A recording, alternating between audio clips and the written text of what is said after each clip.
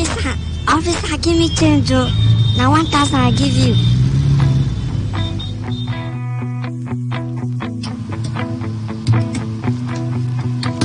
Hello, good morning, and welcome to the show. That is, if you're just joining us, if you've been here since we started, it's good to know you're still on Today 95.1 FM.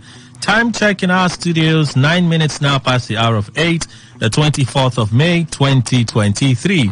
I am Kelly Ikemenjima. It's today's quest on Today 95.1 FM. Okay, so as usual, we'll go through the papers. I'll race through them, all right, and then we'll pick out some of them.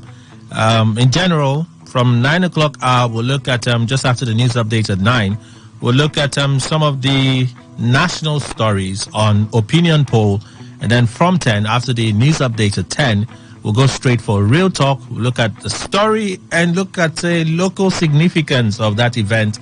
That means how it relates to us here in River State. So, and then we'll take your contributions from 10. You could send in messages, post on Facebook and Twitter.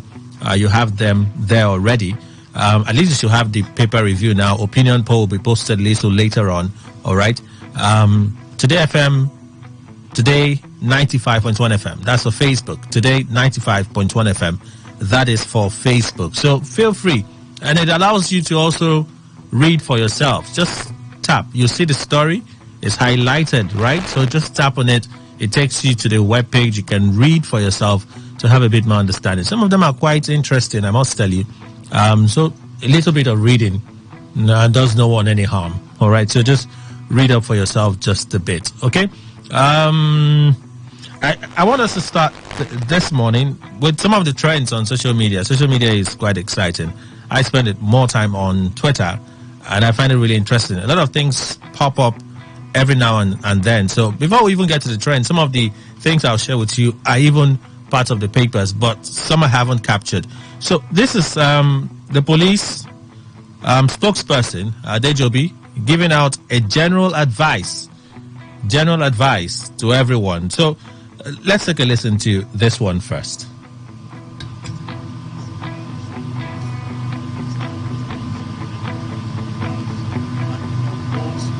Online.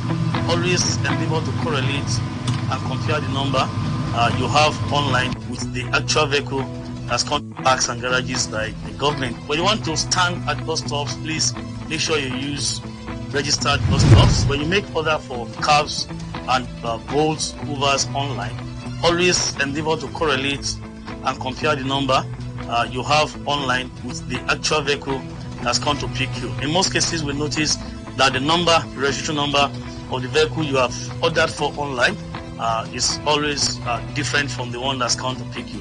When you notice this, please cancel that order immediately. From all of us from the Nigerian Police Force, we love you. We want you to be alive, and please cooperate with us to make sure we have a better and more secured. Well, I'm sure a lot of persons do not even agree with the fact that the police, they love us. Some persons will be like, yeah, thank you for the tip, Adejobi, but leave the love part. It doesn't apply here. I get it. I feel that way sometimes. The counsel to Atiku Abubakar speaking, it's part of the things trending on social media. On now that the pre-hearing session is being done with, well, take a listen to Senior Advocate of Nigeria, Barrister Chris Uche. Yes, we are very happy that the pre-hearing session has been speedily concluded by the court. It was done within record time. Now we are going into the proper hearing. And also, in order to make sure that the matters are fast-tracked, the court has also consolidated all the three petitions, despite opposition from some quarters. Now we can all hear this matter effectively and with speed. Like you asked, the matter has been adjourned for a week for commencement of actual hearing on the 30th. And people are asking, what about 29th? What happens? We want to assure people that swearing in is a ceremony that does not in any way tie the hands of the court. The taking of oath binds the person who took the oath. It doesn't bind the court. court's jurisdiction is still there to do justice, and the court has given timelines within which we will speedily call evidence and then address the court, and then the court will deliver its judgment. And we shall all cooperate to ensure that this is done according to the timetable and the schedule the court has presented. Okay, so the counsel to Atiku Abubakar speaking there on the inauguration and the supposed implication of that inauguration amid several calls that Tinubu should not be sworn in as president of Nigeria May 29. But we looked at the constitutionality of some of those claims, and the answers have been very loud. So we'll just move on from there now, and we'll go straight to the papers. There's a particular story. When we read it, some of the things you see on social media, because the Shehu saga, that's Kuti saga, is something that a lot of us have been speaking on as to, was it just a slap or there's something else the police they seem to be after? Well, let's begin with the Daily Post this morning. Grammy-nominated Afrobeat artist Shehu Kuti has been released from police detention. Shehu Kuti regains freedom. The singer was remanded at the State Criminal Investigations and Intelligence Department, Panti Yaba, Lagos, on the orders of a Yaba magistrate, Chief Magistrate Court for assaulting a policeman in a viral video. Activist Omoyele Sowore announced on Tuesday via his Twitter handle that the music star has regained his freedom, and also in a post, Kuti also confirmed his release, and then he hailed his lawyers, for saving his life and keeping him sane while in detention. Let's move on. Another very trending hot story. Daily Post captures it as well. UK bans foreign students' family members work during studies. The United Kingdom has slammed restrictions on student visa routes in a bid to cut net migration. A statement on Tuesday has announced the policy restricts students from Nigeria and other countries from bringing family members on all but postgraduate research routes. The government also bans people from using a student visa as a backdoor route to work in the UK, noting that the net migration was over 500,000 from June 2021 to June 2022.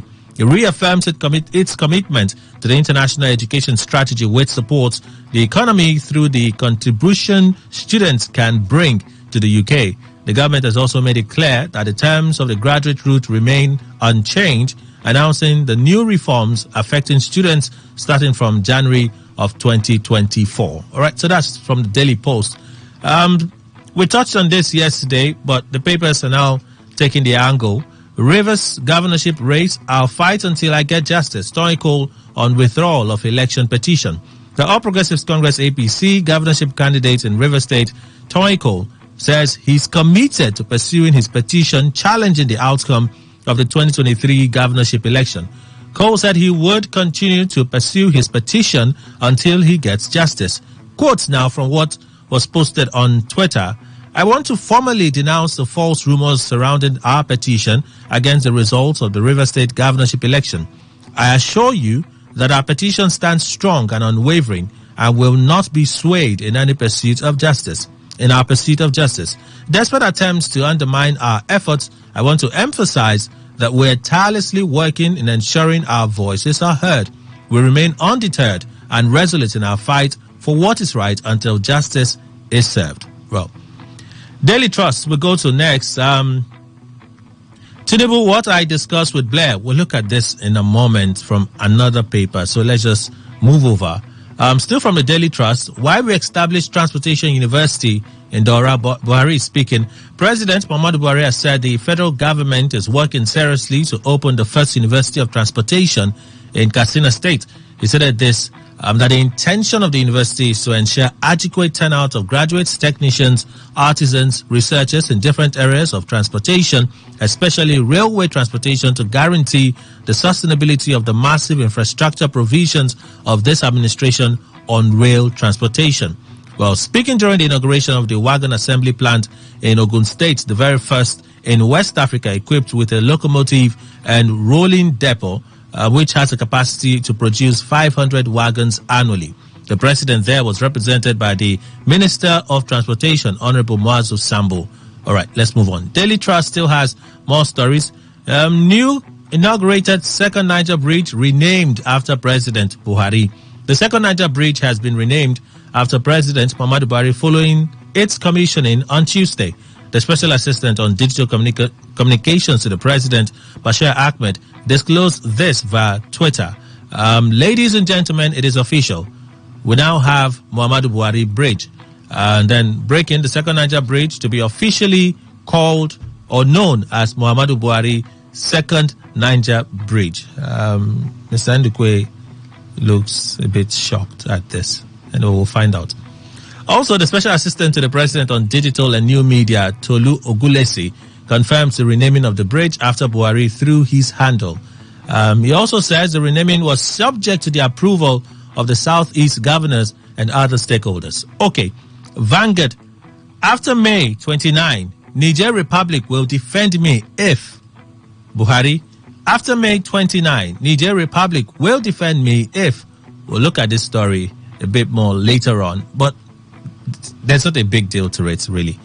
You know how sometimes the president speaks, there's a bit of sarcasm there, there's a bit of confusion in it, and there's this bit of, I'm sure of what I'm saying. So it leaves you wondering, is the president actually serious? Well, there are times when he sounded that way, and it turned out to be serious. Anyway, we'll look at this a bit more later on. Uzodinma commends Buhari for completion and inauguration of second Niger Bridge.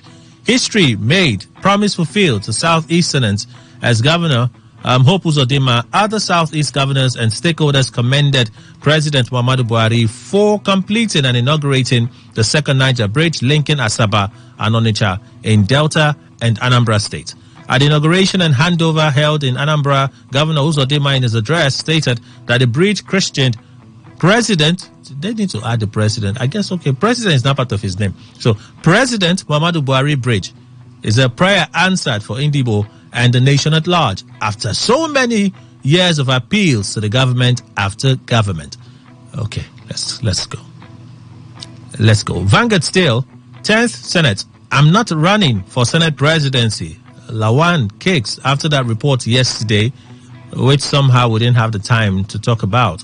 The president of the Senate, Senator Ahmed Lawan, has denied reports that he's aspiring for the position of the Senate president in the yet-to-be inaugurated 10th National Assembly, noting that he's not running for the position he presently occupies. In a statement he personally signed in Abuja, Lawan urges Nigerians to discountenance such reports, noting that he has never told anyone or held a meeting with anyone to intimate them of such an ambition. Okay. We borrow to develop infrastructure and create wealth for Nigerians. President Buhari. Another story we'll look at on opinion poll this morning. So let us move on to some other issues. Premium Times. NNPC Limited to boost oil reserves as fresh drilling begins in Borno. With a rider, Borno State Governor Babagana Zulum noted that the oil prospecting and exploration in Borno State will create job opportunities for young people. The Nigerian National Petroleum Company Limited on Tuesday commenced oil drilling campaign at the Wadi B well located in Jerry local government area of Borno State.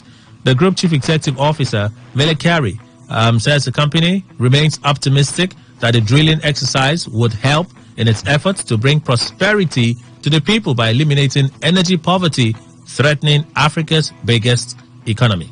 Okay. Ex-UK Prime Minister Blair visits Tinubu, pledges support for incoming administration. This is the aspect, the angle I'm interested in for today. With a rider from the Premium Times, Mr. Blair comments Mr. Tinubu's campaign focus on key areas of security, economy, agriculture, power, describing the intertwined nature of the areas as critical to the development of any society. Now, former British Prime Minister Tony Blair says he will support the incoming administration of Bola Tinubu to succeed in office as Nigeria's president.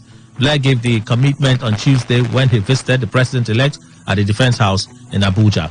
In a statement from the office of the president-elect signed by Abdulaziz, he quoted the ex-prime minister as saying that Tony Blair Institute for Global Change, which he founded, would be willing to partner with the Tinubu administration, especially in prioritizing its goals and delivery. Equally says, since leaving office as the UK Prime Minister, he's been working with governments all over the world to help them deliver on their mandates. Let's take some of the quotes from Blair. We would like to help in any way with your administration. Is it free? We only need to know what the leadership priorities are and help in how to actualize them. He went on to commend Tinubu's campaign focus on key areas: security, economy, agriculture, power, describing the intertwined nature of those areas as critical to the development of any society. And then he expressed optimism that with the appetite shown by investors to invest in Nigeria, the Tinubu administration could get the support it needs to spur the economic development in the country. He also acknowledged the difficult task before Mr. Tinubu and other leaders at a time of global turmoil. It says, being in government today anywhere in the world is tough. You have things happening around the world which affect you and for which you can't do anything much. Well, Tinubu, on his part, expressed optimism and appreciation to Mr. Blair for the visit and his offer to work with his administration.